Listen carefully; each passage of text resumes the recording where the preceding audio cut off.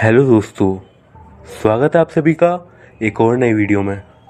आज मैं आप सभी के लिए लेके आ गया हूँ एक बेहद ही अजीब और डरावनी घटना। एक ऐसी घटना जिसे सुन के आपके शरीर के रोंगटे खड़े हो जाएंगे। तो चलिए दोस्तों, शुरू करते हैं वीडियो। ये घटना जो मैं आपको बताने जा रहा हूँ, ये एकदम अविश्वसनीय घटना है जो कि मुझे मेरे परदादाजी ने बताई थी। उन्होंने भी ये घटना मुझे तब बताई थी जब मैं 8 साल का था और उनकी उम्र तकरीबन 117 साल हो चुकी थी। ये कहानी हमारे पूर्वजों से जुड़ी हुई है जो कि मुझे मेरे परदादाजी ने बताई थी। उन्होंने बताया कि हमारे जो पूर्वज थे वो मुगल और अंग्रेजों के खिलाफ मराठा योद्धाओं के साथ मिलकर युद्ध में आर्थिक, सैन्य के साथ साथ खुफिया जानकारी भी साझा किया करते थे। मेरे जिन पूर्वज की बात मेरे दादाजी मेरे को बता रहे थे, उनका नाम था भीमनंद पाल। वे लोग परिवार में मिलकर कपास, जूट आदि की खेती करते थे और सुंदर महंगे कपड़े बनाकर बड़े बड़े कारखाने चलाया करते थे। वे लोग काफी समृद्ध थे क्योंकि उनका एक्सपोर्ट का बिजनेस बहुत ही ज्यादा अच्छा चलता था। उस टाइम पर उनकी हैसियत गांव के चौधरियों जैसी होती थी। वे लोग सूरत, जो कि 16वीं से 18वीं शताब्दी तक दुनिया का सबसे अमीर शहर हुआ करता था, वहां पर रहते थे। ये तो हो गई उस समय की भौगोलिक स्थिति। अब मैं आपको बताता हूँ कि आखिर घटना क्या थी।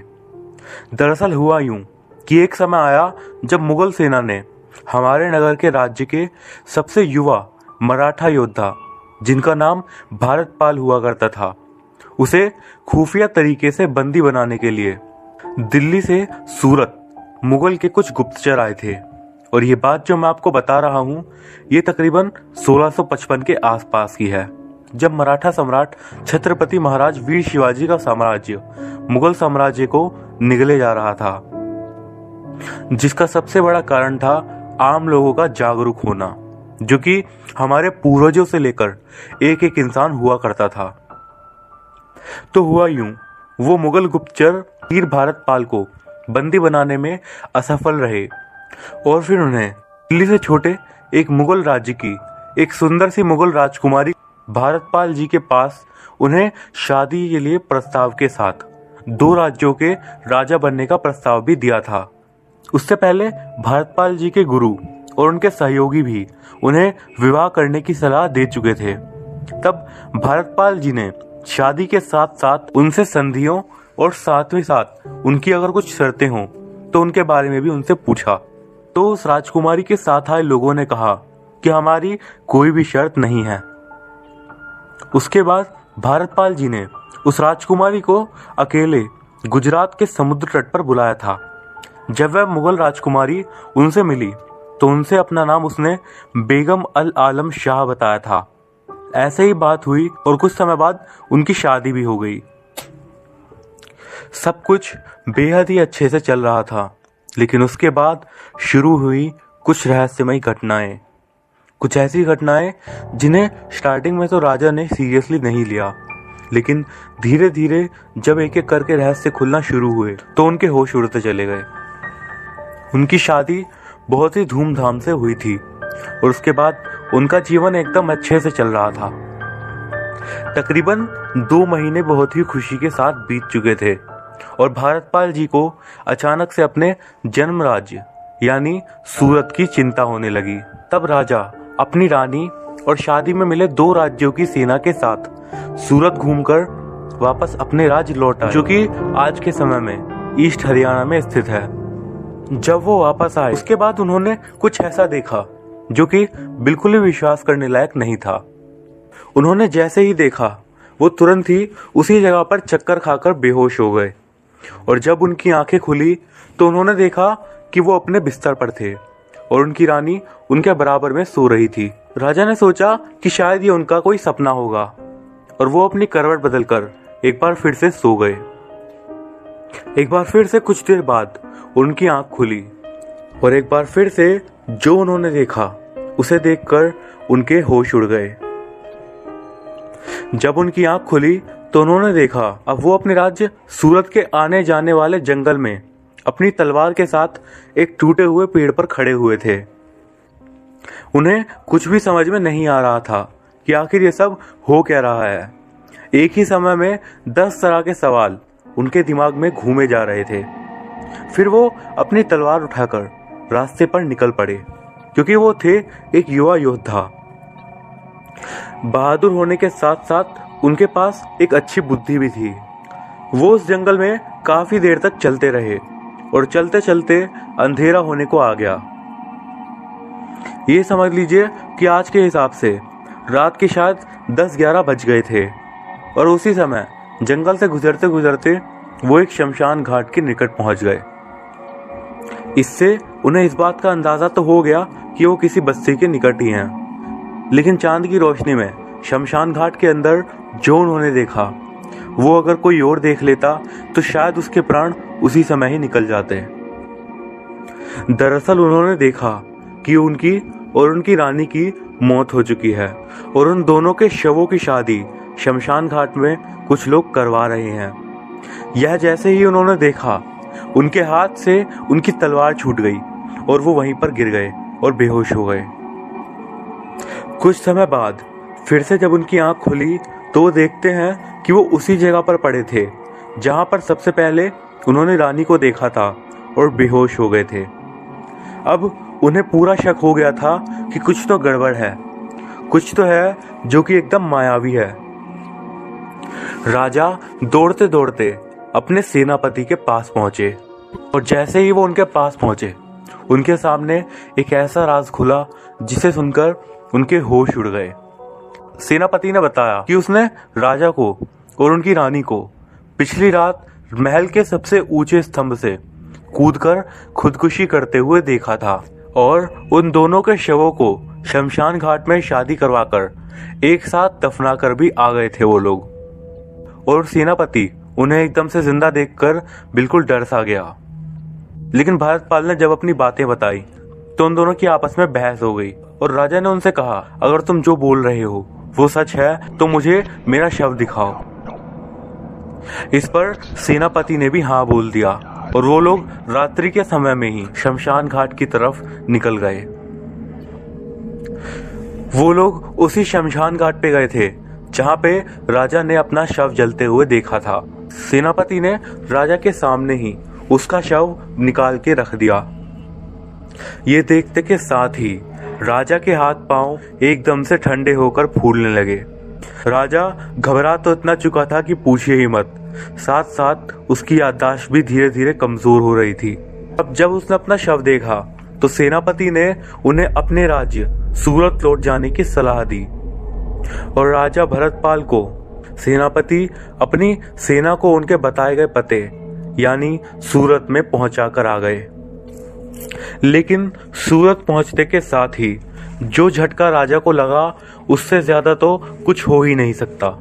जब राजा सूरत में पहुंचे और वहां पर अपने साथियों से मिलने के लिए पहुंचे तो उनके साथियों ने उन्हें पहचानने से ही इनकार कर दिया और जब उन्होंने बताया कि मेरा नाम भरतपाल है तो नगरवासियों ने बताया कि उन्हें एक मुगल रानी से शादी कराकर 3 साल पहले ही खुफिया तरीके से मार दिया गया था। जो भी राजा भरतपाल के साथ हो रहा था उसे सोच सोच कर ही उनकी हालत एकदम से खराब हो गई थी। उन्हें कोई भी पहचानने से इनकार कर रहा था। डरते डरते और परेशानी के साथ वो जंगल में पहुंच गए और जंगल में ऐसे ही चलते चलते एक बार फिर से वो बेहोश हो गए। और इस बार फिर से जब उनकी बेहोशी खुली तो उनके होश ही नहीं रहे। उन्होंने देखा कि वो अब भी अपने बिस्तर पर थे और उनकी रानी उनके बराबर में ही सो रही थी। ये सब देखकर राजा अंदर से पूरी तरीके से हिल चुके थे और खुद को कायर के साथ साथ पागल भी समझने लगे थे। राजा धीरे धीरे रोने भी लगे थे। उन्हें रोता हुआ देख उनकी रानी ने पूछा कि वो रो क्यों रहे हैं और वो बार बार उनसे दूर क्यों चले जाते हैं।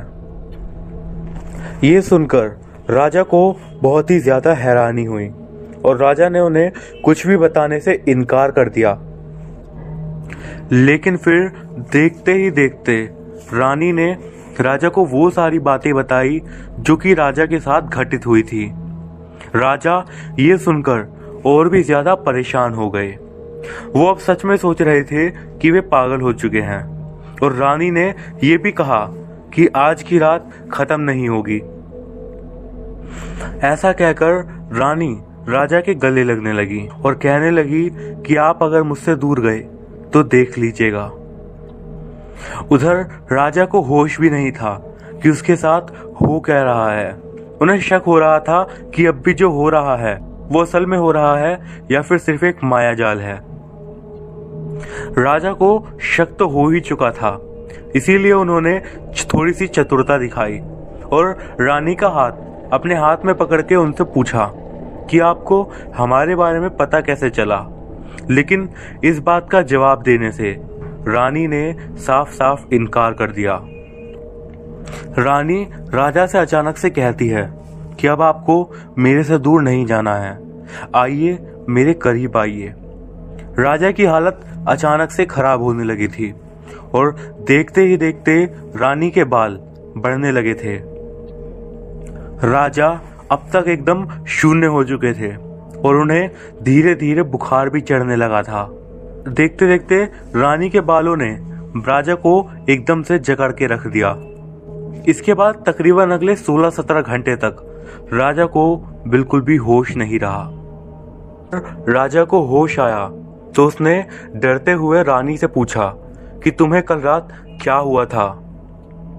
आखिर कल रात जो मैंने देखा वो सब क्या था? तब रानी का जवाब सुनकर राजा को बुखार फूल गया और राजा की हालत और भी ज्यादा खराब हो गई। रानी ने कहा कि कल रात वो चिकित्सा शास्त्र को सीखने के लिए जड़ीबाई गुरुकुल गई थी। अब एक बहादुर मराठा योद्धा की हालत एक डरे हुए चूहे से भी खराब हो गई थी।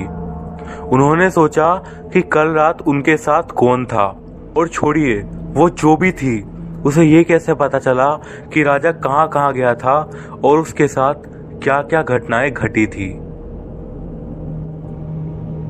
रानी इतना कहकर वहां से चली जाती है और राजा कुछ घंटों तक वहीं पर एकदम शांति से बैठकर सोचने लगते हैं। वो सोचते हैं कि कुछ समय के लिए वो यहाँ से कहीं दूर चले जाएंगे और वो ये भी निश्चय करते हैं कि यहाँ से जाने के बाद वो अपना नाम बदलने के साथ साथ अपने भूतकाल के बारे में कभी किसी से बात नहीं करेंगे और अपना बचा हुआ जीवन पहाड़ों में गढ़वालियों के साथ बिताएंगे जो कि हिमालय पर्वत के पास रहते थे। राजा अब सुबह होने का इंतजार करने लगा, लेकिन उसे अचानक से वो रानी वाली बात याद आई। उसकी उस बहरूपिया रानी ने कहा था कि आज की रात खत्म नहीं होगी। हो भी कुछ ऐसा ही रहा था। तकरीबन 16 घंटे बीत जाने के बाद भी राजा को सूरज नहीं दिखाई दिया। राजा ने अपने कमरे के बाहर जाकर एक सेवादार से पूछा तो उसने कहा कि सुबह तो है, आपको क्या हो गया जो आप ऐसी बातें कर रहे हैं। ये बात सुनकर राजा ने अपने उस दास को जाने के लिए कहा। इसके बाद वो सूरज देखने के लिए चले गए, जहां पर उन्हें सूरज की जगह सिर्फ आधा चांद दिखाई दे रहा था। राजा पूरी तरीके से अपने मन से हार चुके थे और खुद अंदर ही अंदर डर से कांप भी गए थे। आप ही लोग सोचो कि जिसके साथ ऐसा हो रहा हो उसकी हालत क्या ही रही होगी। उन्हें समझ आ गया था कि उनके लिए तो शायद सुबह होगी ही नहीं और अपने 2 सैनिकों के साथ वो उसी समय हिमालयन रीजन की तरफ निकल पड़े। कुछ घंटे पूर्व दिशा की तरफ जाते हुए राजा ने कुछ घंटे पूर्व दिशा में जाने के बाद राजा ने जो देखा उसे देखकर एक बार फिर से वो बेहोश हो गए। उन्होंने देखा कि इतनी दूर चलने के बावजूद भी वो घूम फिर कर अपने महल के सामने ही आकर खड़े हो गए थे। इसके बाद तो राजा को होश आने में लगभग 3 हफ्ते बीत गए और जब उनकी आंख खुली तो उन्होंने अपने आप को सुबह के तकरीबन 8-9 बजे किसी जंगल में पाया। उसी जंगल में पाया जहां पर वो रात में निकले थे और बेहोश हो गए थे। उन्हें कुछ भी समझ में नहीं आ रहा था, फिर भी उन्होंने जैसे तैसे करके खुद को संभाला और रात होने से पहले उन्होंने किसी भी नगर में पहुंचने का फैसला किया और दोपहर के तकरीबन 3:15 बजे के आसपास लगातार चलने के बाद उन्हें एक नगर तो नहीं मिला, परंतु एक गांव ज़रूर मिल गया, जहां जाकर उन्होंने वहां के लोगों से खाना पानी और आराम करने के साथ साथ कुछ आयुर्वेदिक ट्रीटमेंट भी लिए। इसके बाद राजा ने कहा, मुझे इस गांव के किसी बुजुर्ग से मिलवाओ। गांव वालों ने अपने बीच में से ही एक बुजुर्ग सज्जन आदमी को राजा से बात करने के लिए भेजा। राजा ने उनके साथ घटी हुई सभी घटनाएं उनको बता दी।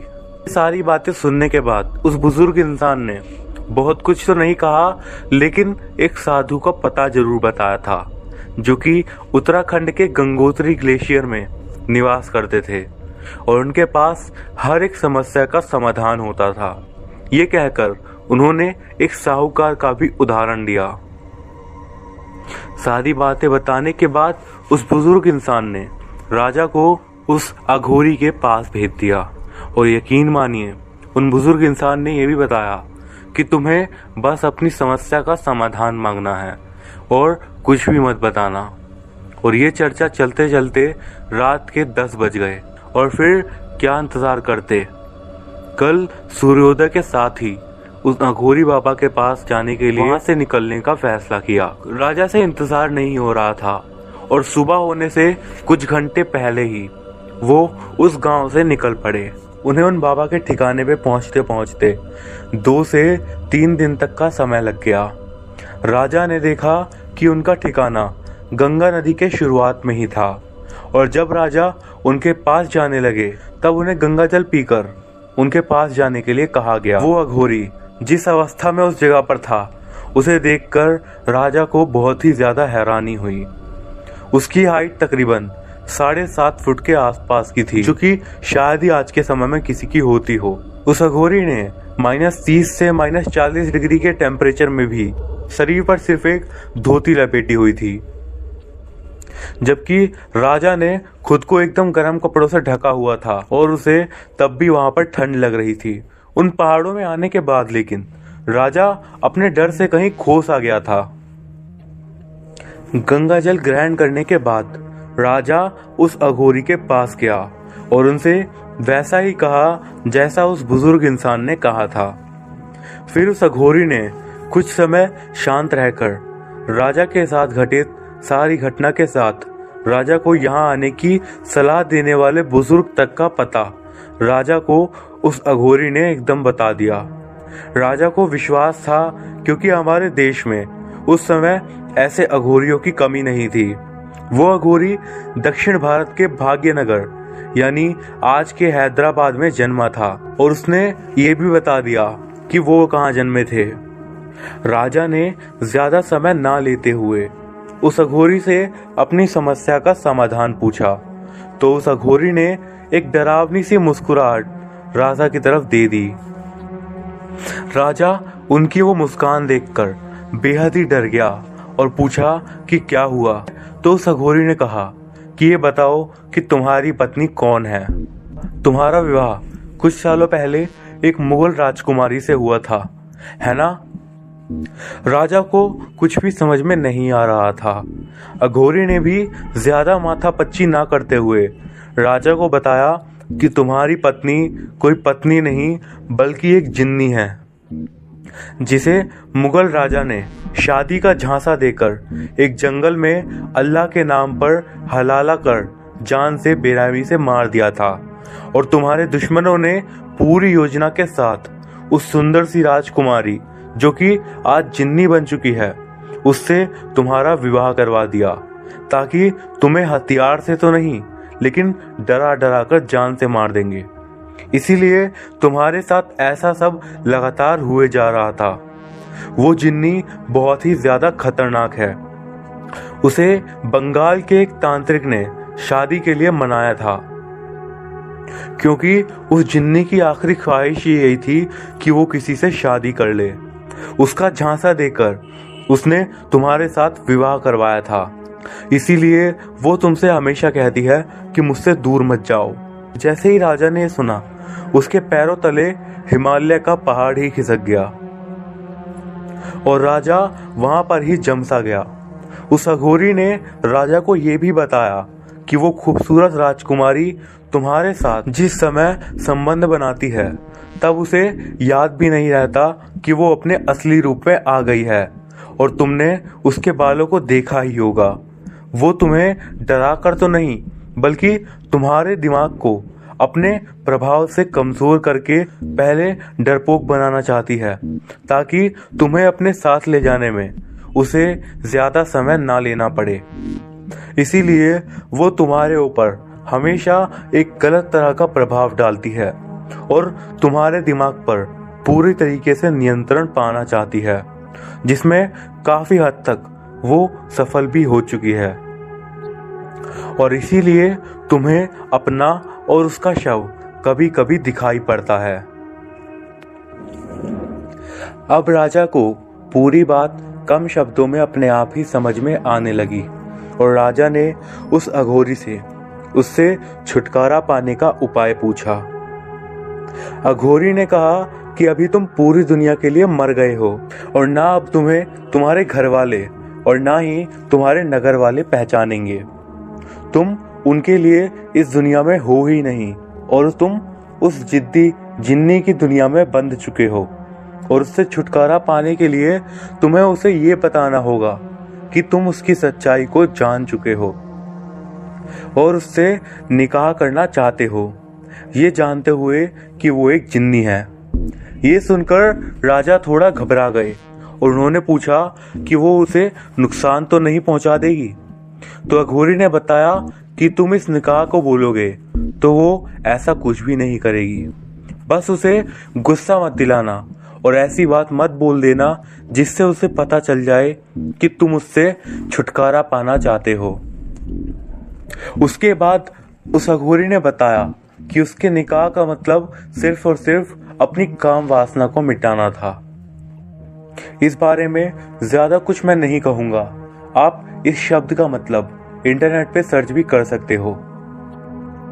फिर उस अघोरी ने कहा कि तुम्हें अपनी चेतना में रहकर हर दिन यही काम करना है और याद रहे कि वो जिन्नी तुम्हारे ऊपर हावी ना हो पाए। फिर पूरी प्रक्रिया अघोरी ने राजा को समझाकर उस जिन्नी के पास भेज दिया। वो जिन्नी राजा का इंतजार कर रही थी। राजा 3 दिन बाद अपने महल यानी कि जिन्नी के पास पहुंचे और राजा के महल पहुंचते ही एक सैनिक बोला कि बादशाह, आपकी बेगम आपको खोजने के लिए कल कहीं गई हुई थी और अभी तक नहीं आई हैं। आप यूं अचानक से कहाँ चले गए थे? राजा को थोड़ा डर लगा, लेकिन उसने एक बहाना ढूंढ लिया और करीब रात के 9 बजे रानी राजा को सबसे ऊपर वाले कमरे में पानी पीता हुआ देख एकदम खुशी से पिघल गई। वो कई दिनों से राजा के करीब नहीं आई थी और वो थी भी एक जिन्नी, इसीलिए वो बिना उस राजा के करीब आए रह नहीं पा रही थी। वो जल्दी से राजा के पास गई और उनसे उनका हाल और कहाँ गए थे ये पूछा। तो राजा ने बोला, हम दोनों के लिए एक खुफिया महल बनवाने के लिए मैं किसी से मिलने गया था, जिसका पता मैंने किसी को भी चलने नहीं दिया है, इसीलिए मैं इतने दिनों से गायब था।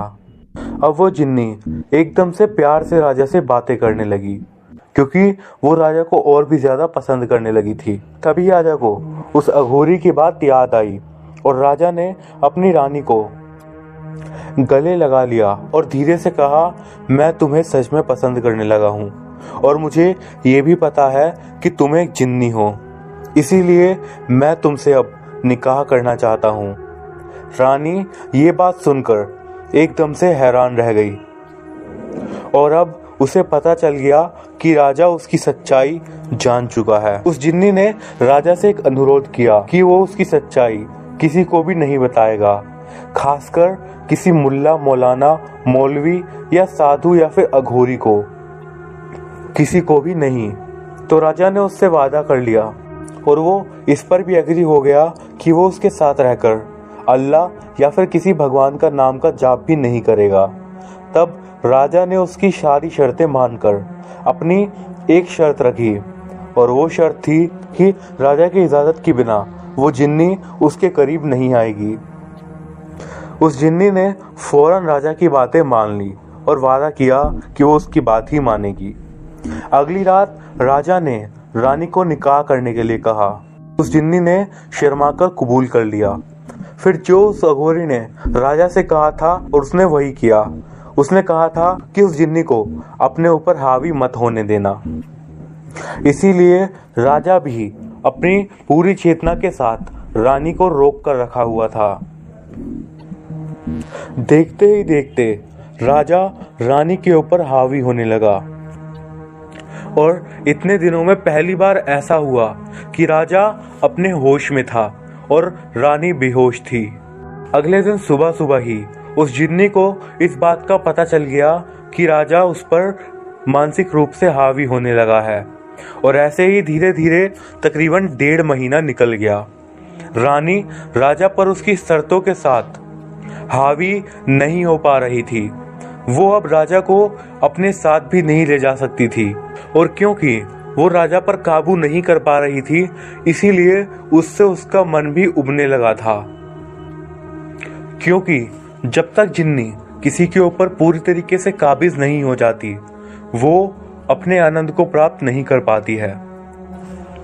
राजा को ये सारी बातें पता चल गई थी और इसीलिए वो धीरे धीरे रानी के ऊपर अपना दबाव और ज्यादा बढ़ाने लगा और अब राजा जबरदस्ती ही रानी के करीब जाने लगा।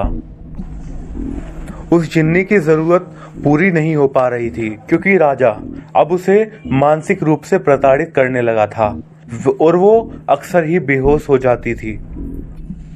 और एक रात तो उस जिन्नी ने राजा के करीब आने से साफ मना कर दिया।